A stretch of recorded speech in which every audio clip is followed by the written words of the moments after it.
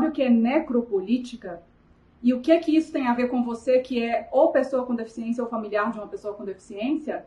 É disso que eu vou falar no vídeo de hoje. Mas eu queria começar voltando um pouquinho no tempo. Na Alemanha nazista, lá um pouquinho antes da Segunda Guerra Mundial, um comitê especial foi criado com o objetivo de registrar o nome de todas as crianças que nascessem com algum tipo de deficiência. Os pais eram então contatados e convencidos de que seus filhos iriam para centros de cuidados especiais. Só que, na verdade, eles estavam sendo enviados para hospitais psiquiátricos, onde eram mortos por injeção letal. Aí depois eles diziam para os pais que as crianças tinham morrido de doenças como pneumonia, por exemplo. Em 1941, mais de 5.000 crianças já haviam sido exterminadas. Com o início da guerra, em 1939, esse programa de extermínio de pessoas com deficiência foi estendido também para os adultos. E começou com soldados da SS invadindo um hospital psiquiátrico na Polônia e fuzilando todos os seus pacientes. E foi então que milhares de pessoas com deficiência começaram a ser enviadas para campos de concentração como Auschwitz para encontrar a morte nas câmaras de gás.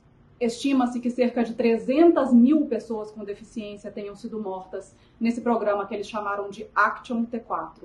Bom, mas por que eu estou falando tudo isso? Porque as pessoas com deficiência, historicamente, várias vezes já foram consideradas indignas de viver.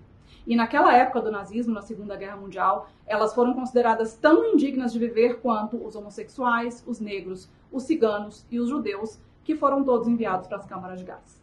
Pessoas com deficiência são minorias, para quem tudo é mais difícil de conseguir, até os direitos mais básicos. E, em geral, são as primeiras a ser penalizadas quando o cinto aperta. O presidente atual, durante a sua campanha, disse que ia governar somente para as maiorias e que as minorias deveriam se adequar ou desaparecer.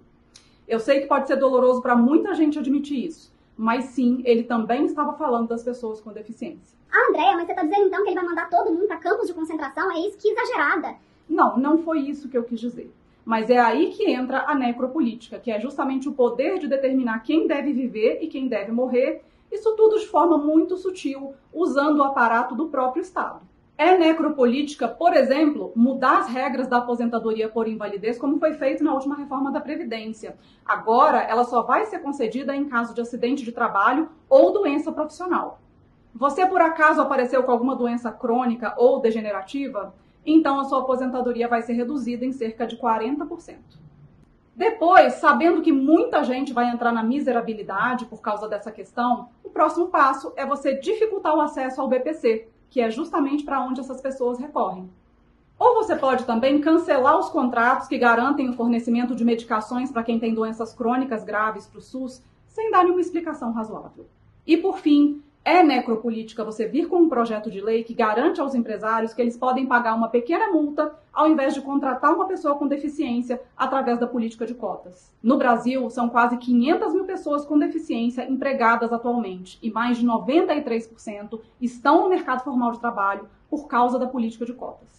Algumas teorias apontam que os estados foram criados justamente pela pressão social para que a coletividade tomasse conta de assuntos importantes, como, por exemplo, a educação, a segurança e a saúde. E até o cuidado com as pessoas que têm mais dificuldade para cuidar de si, como, por exemplo, as pessoas mais velhas ou as pessoas que têm alguma condição mais delicada de saúde. O que vemos hoje é que esse mesmo estado considera essas pessoas um fardo, um peso, uma âncora contra o seu próprio desenvolvimento. Um governo que diz que governa só para as maiorias não vai se preocupar em garantir acessibilidade, cidadania e direitos para as pessoas com deficiência. No melhor cenário, ele vai mantê-las como anjos desumanizados e vai jogá-las de volta naquela situação de exclusão e de assistencialismo que a gente conhece bem. Um governo que diz que minorias ficam de mimimi não acha que o seu filho autista ou com paralisia cerebral precisa de cotas no mercado de trabalho. Basta ele se esforçar para ele competir em situações de igualdade com qualquer pessoa por uma vaga. Nenhum discurso em Libras vai mudar isso. A mobilização de diversas entidades e de ativistas ligados à causa da deficiência fez o governo recuar, nesse caso do PL, que sucateia aí as cotas no mercado de trabalho.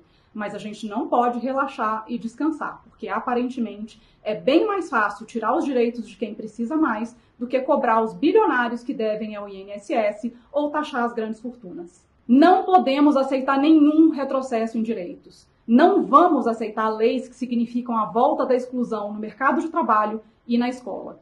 Não vamos aceitar nenhum direito a menos.